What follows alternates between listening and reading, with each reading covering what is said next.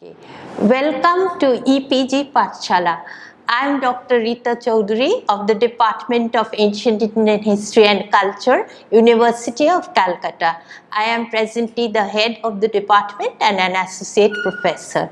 The topic before us today, it belongs to paper 11, Social and Cultural History of India from earliest to 1707 AD, and the module name is Slavery in India. In ancient India, especially ancient and medieval. Now, this system of slavery is a very ancient institution. It existed everywhere in the ancient world, and even in India, we find it from the earliest times to the later medieval period, which went on increasing and proliferating. Now, the learning objectives of this module is to know about the origin of Indian slavery, slavery in the Vedic era, slavery in the era of heterodox religions, slavery in the Mauryan era, slavery in the post-Maurya and Gupta era, control over slavery in early India, and last, slavery in early medieval India. Now we will go on to see the introduction where we can see how slavery originated in ancient India. Slavery was quite rampant in different civilizations around the ancient world. Therefore, it was not unknown in ancient India. In their first invasions of India, the Aryans conquered people, and the word Dasa originally referred to these conquered peoples. Its later connotation no doubt developed from the reduction to bondage of the many Dasas captured in battle, and it is at this juncture that the probable origin of Indian slavery can be found. Later, this culture of human bondage and subjugation grew, and we find several classes of slaves mentioned in ancient Indian literature. But unlike any other ancient civilizations in the world, the manumission of a slave was recommended by prominent ancient Indian texts, and human regulations regarding them are not rare. So it is here that we find that there exists a difference between the ancient civilization of India and the other civilizations of the world. It was not as rigid as we find elsewhere. We go on to slavery in the Vedic era, where we can analyze the character of slavery during that period. In the Rig Veda, there are not many passages where the term Dasa can be said to have been used in the same sense of a slave. The word has been specially used to denote vanquished enemy. Etymologically, the word Dasa means a man who serves, and Dasi means a woman who serves. However, there are references to Dasa kings. Obviously, the term might have been applicable to free persons as well. The epics and the Puranas mention Dasis who were companions of queens and princesses. These women might have been serving girls and not slave girls. We see, however, there are other references also which point to the reality of the situation. The sale and purchase of humans did occur in the Vedic era. In the Aitareya Brahman, it is mentioned that one Ajigatta, who was a Brahman, sold his son Shunnasepa to a prince named Rohit for 100 cows. According to Puranic accounts, King Harishchandra sold himself to the sage Vidya-mitra and became his slave. However, though some forms of slavery did exist in this era, the system of slavery was in general quite inconsistent with the Indian society, which was rigidly caste-oriented. Even the lowest occupations were caste-specific. Men belonging to the Dijati category, that is, I explain here, those who were regarded as twice born, especially the people who had Upanayan ceremonies. It was believed that after the Upanayan, the Dijati was born again. So, men belonging to the Dijati category, Brahmins, Kshatriyas and Vaishyas, were forbidden from being used as slaves. Even Shudras could not be gifted as slaves. If a Shudra is thus gifted, he is not bound to serve the man to whom he has been handed over. Thus, the system of slavery in the Vedic era was limited in extent and degree. Here I would like to mention that the sense that we use the word slave did not exist in the Vedic era. We have already said that they were more companions and serving people than the serfs and that who existed in medieval Europe or contemporary civilizations, because the rigidity was not there, that they were bound to the people that they were sold to. That sense was not there in the Vedic period. We go on to slavery in the era of heterodox religions.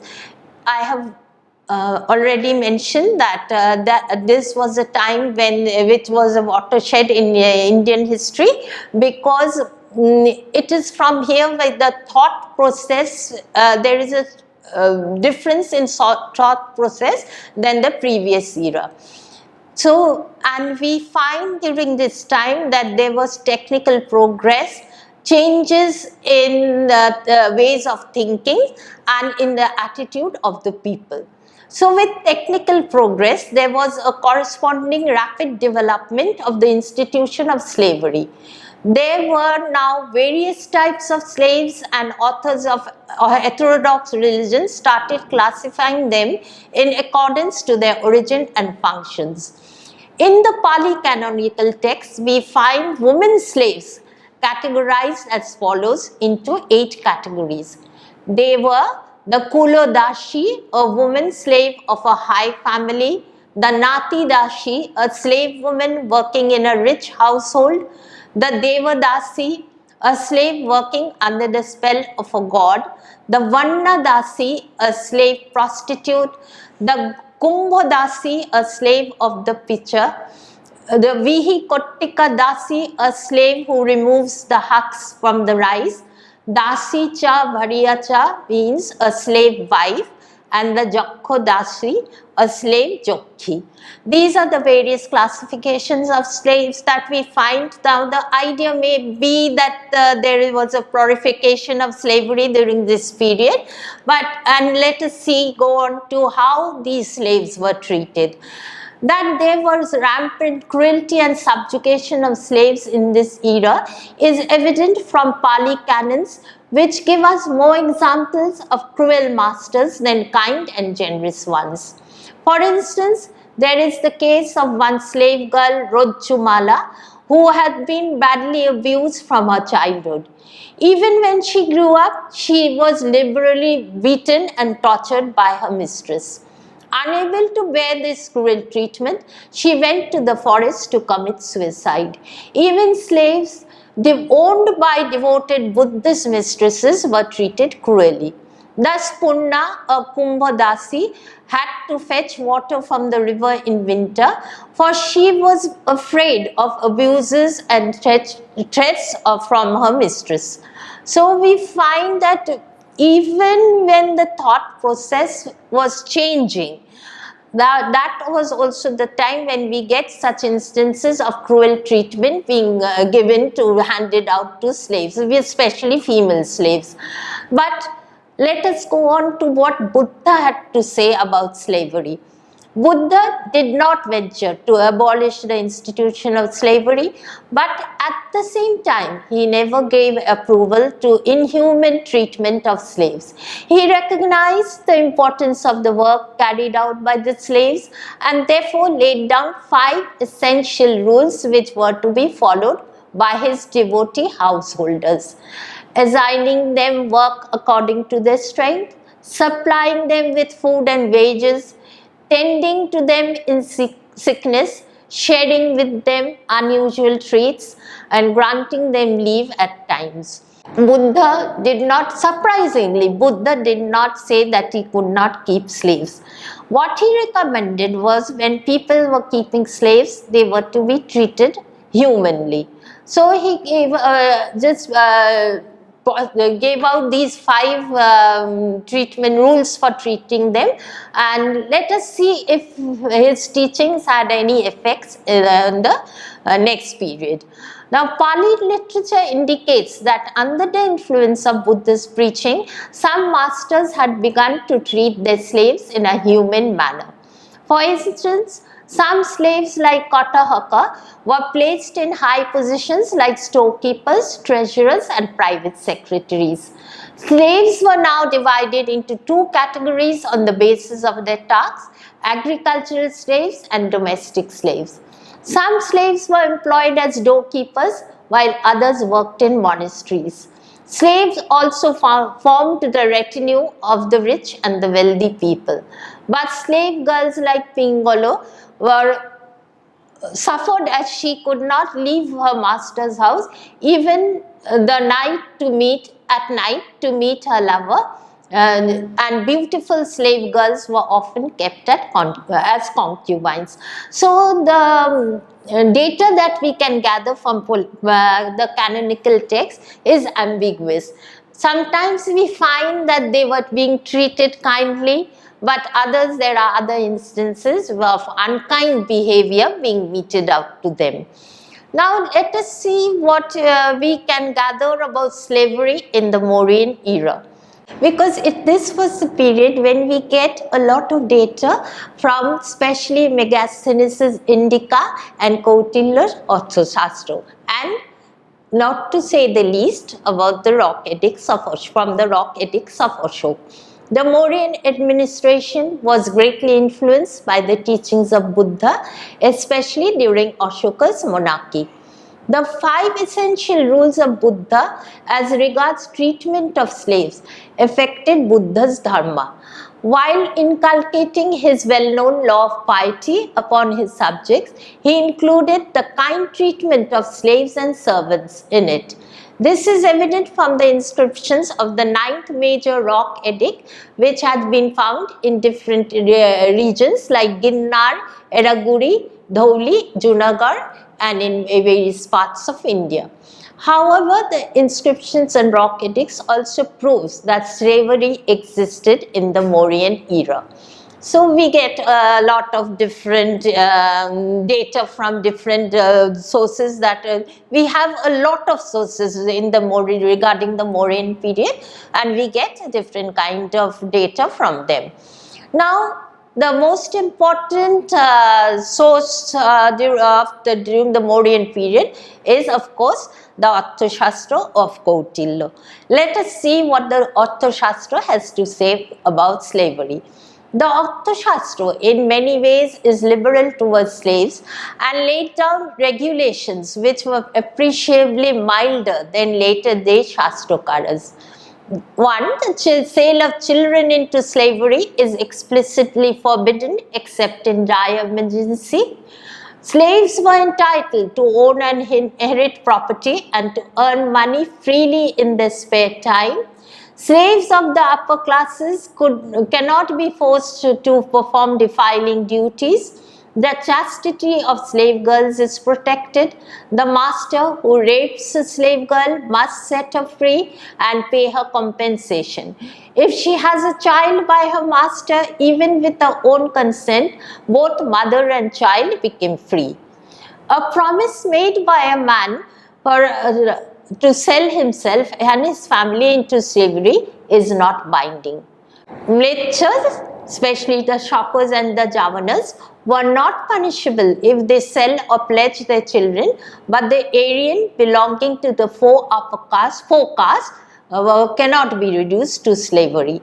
These were the injunctions that the Arthasastra laid down, and it is also apparent that he was more in favor of kind treatments to be meted out to the slaves. But then again, we find a classification of the kinds of slaves that existed in that era.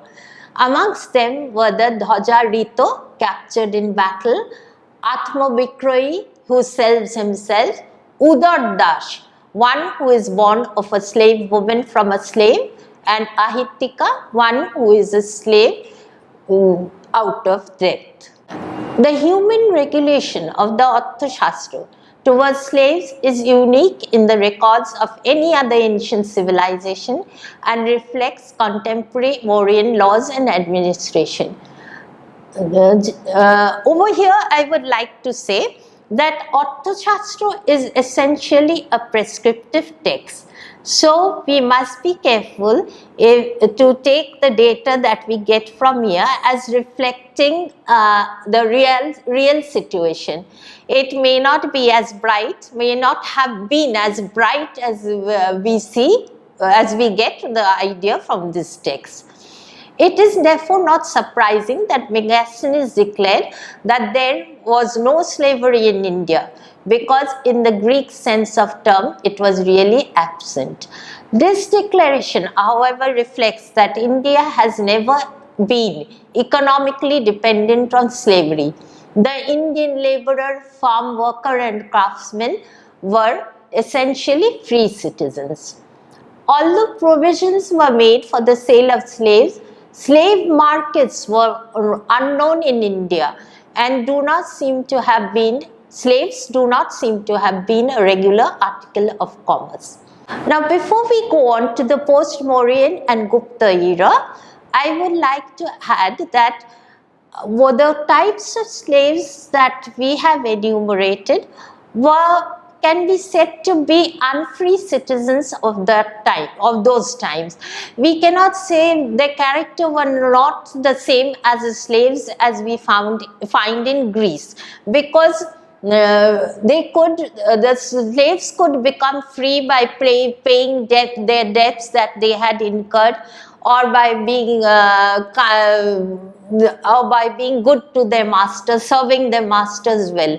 Now, in the Arthasastra, we find that along with other laborers, the slaves were also entitled to a salary of 1¼ ponos. And that their number was few is evident from the fact that in the state farms, other laborers were employed along with slaves. So, the position of slaves during the Mauryan era was not as rigid as that we find in Greece, Sparta, from where Megasthenes came from. Now we go on to the slaves in the post-Mauryan and Gupta era, because we find during this time a number of Dharma Shastras have been written, and the Shastrakaras also enumerate the different kinds of slaves and also analyze the position of slaves according to the contemporary society. Now, the position of slaves according to Dharma Shastras was below that of the servants. The duty of an ordinary servant or bhitta entitled him to perform only pure work, whereas the slaves could be required to do impure work like sweeping, removing human excreta and personal services of the master. Now, again, to go on with the position of slaves, analyzing the position of slaves, we find that Manu has demarcated their position clearly when he opines that the principal duty of a Shudra was to wait upon the 3 higher classes, but he was not created as a slave. The slave is a subordinate member of his master's household. The maintenance of his maintenance was his master's responsibility. If he died without a son, it was incumbent on the master to perform funeral and commemoration rites for the welfare of his soul. So these were more kinder regulations that were being given, and along with that we find some harsher regulations, because it has also been said that according to most of the law books, a slave's property ultimately belonged to his master, and he might be bought, sold, loaned or given away. However, masters had no rights over the lives of the slaves, and they were not allowed to abandon them in old age. Some law books even limited the right of punishing the slaves. Now we go on to, now we find gradually actually the proliferation in the numbers of slaves, and each of the Shastrakaras contained elaborate classifications of the kind of slaves that could be seen in contemporary society. Now according to Manu's classification, we find one is one captured in battle, one who becomes so for food in scarcity of famine, one born in the house of a female slave, one bought, one given by parents, relatives and friends, one inherited, and one who becomes so because of payment of fine or judicial decree. Now later the Shastrakaras also contain elaborate classifications. We have those of Katyayana, Vijnanesvara and others also. Now we can see what were the numbers of slaves that existed, and we must also remember that it had become traditional to categorize the slaves into 15 categories. Now, I'll go on to the categories that have been mentioned. One born in the house, meaning Griho Jato. One brought, Vikrito. One acquired, Lobdho. One inherited, Dayadupo Goto. One saved in the time of famine, Onakalo Brito. One pledged by the master, Bhakto Dasho. One discharged from a large debt, Rino Dasho. One captured in battle, that is Juddho Prapto. We go on to the next categories. One vanquished in a debt, Ponejito. One who accepts slavery, Upogato. One who is a runaway monk of an order, Probajjobashi. One who stipulates to be a slave for a certain time, Krito. One who is a slave for food, Ahito.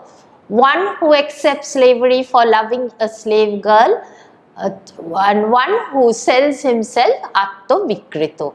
Now we find when we get an idea that there was a proliferation of slavery during this period. But then again, it may be mentioned that in other parts of the ancient world, slaves were a category, a subordinated category, beaten, ill-treated by their masters. There are of course certain references in Indian literature also, where we have references to slaves being ill-treated by their masters, and most of them were quite unhappy. However, a slave was far better off in ancient India than any other civilization. The term daso implies bondman or a serf and not a chattel slave. That was what they were in the other civilizations. Thus, they were forced to do all kinds of works which were demeaning to the other people. And we go on where there are which deals with the treatment of slaves and their punishments. According to Manu, a slave should be treated as a family member, and the dose of any punishment should not exceed that which is generally given in the case of an unruly son by his father.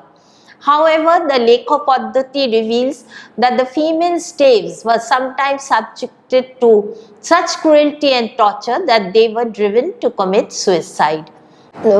Domestic servants and other workers were deemed to be in a state of dependence, but slaves were under greater servitude.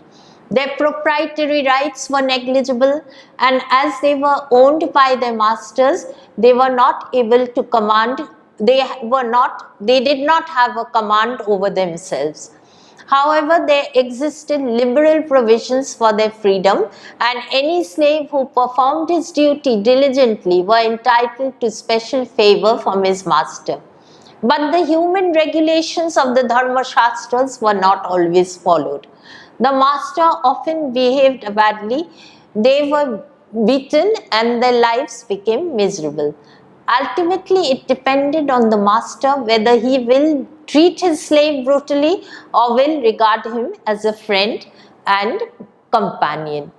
Here also we find that it is not very clear as to how the slaves were treated. Sometimes we find that they were treated humanly. Even Manu, who is very rigid about many kinds of social duties, also argues that the slaves should be treated humanly. Now we have in the Lekho Paddhati enough data about female slaves who could be acquired by capture, purchase, gift, mortgage and inheritance. Now, it is obvious that often economic hardships force girls to become slaves. The duties of the female slaves were of a varied nature, such as cutting vegetables, pulverizing pulses, smearing the floor with cow dung, sweeping, bringing water and fuel, throwing away human excreta of the master's family, milking cow, buffalo, goat, churning curd, bringing grass for fodder, weeding and cutting grass, cooking, cleaning gutters and reservoirs of water, outdoor work such as cultivation, threshing, etc. We will proceed to see whether there was any control over this system of slavery in early India. Now, let us see what ways did the administrations try to control slavery in various parts of India. Now, ancient global, this is a very illuminating aspect of slavery in India. We have ancient lawgivers who were more willing to liberate the slaves rather than to encourage the system. Therefore, they came up with various restrictions to control slavery. As a rule, members of twice-born caste could not be slaves. A Shudra could not do any work which is not attuned to the subcaste that he belonged to. A slave who saves his master from an imminent danger becomes free. A slave who was saved in a famine becomes free by giving a pair of cows. A person who is a slave because of a debt becomes free by repaying the debt or after completing a stipulated period of service. If a master has a sexual relation with his female slave, once the child is delivered, both the mother and child becomes free. A slave can earn his own wealth, and the heir to this wealth is his relations and not the master. No master has the right to inflict corporal punishment upon a slave. So, as I have said, that these are some of the aspects of slavery which we do not find in the other civilizations, because there is enough methods by which the master could free his slave from bondage. Now, there are the most important regulation that was imposed by the society was through the system of caste, which it contains a number of regulations. Like in early India, a slave-oriented social system was inconsistent with the prevailing society, which was rigidly caste-oriented. That is why, despite the existence of slavery, it could not proliferate and become a regular feature of Indian social life. The ancient Indian society acted as a deterrent and ensured that slaves have a right to enjoy an undisturbed family life and the right to have exclusive ownership of their earnings. The prevailing societal norms also explains why the lawgivers maintained a lenient attitude towards slaves. Now, we go on to all these regulations that we have mentioned. We go on to how early medieval India perceived these slaves. Now, the thing is that we must explain is that slavery continued throughout into the period of early India, from the early times to the times of early medieval period, that is 600 to 1300 AD. The medieval texts and the commentaries on the older ones maintained the liberal stand taken by the early writers of the Dharma-shastras. However, in reality, inscriptions reveal that slavery became rampant under the guise of religious devotion. For instance, in the Chol period, men and women who were unable to earn offered themselves voluntarily in temple services. They were then purchased as lifelong slaves by the authority. The text Upamito Bhavo Propancho Katha reveals an interesting fact that the Bhils, who were a tribe, were efficient slave traders. Now, in the early centuries of the Christian era, there was trade in slave girls between India and the Roman Empire in both directions, and slave markets existed in the 16th century Vijayanagar Empire. In early medieval India, the degree and extent of slavery varied from region to region.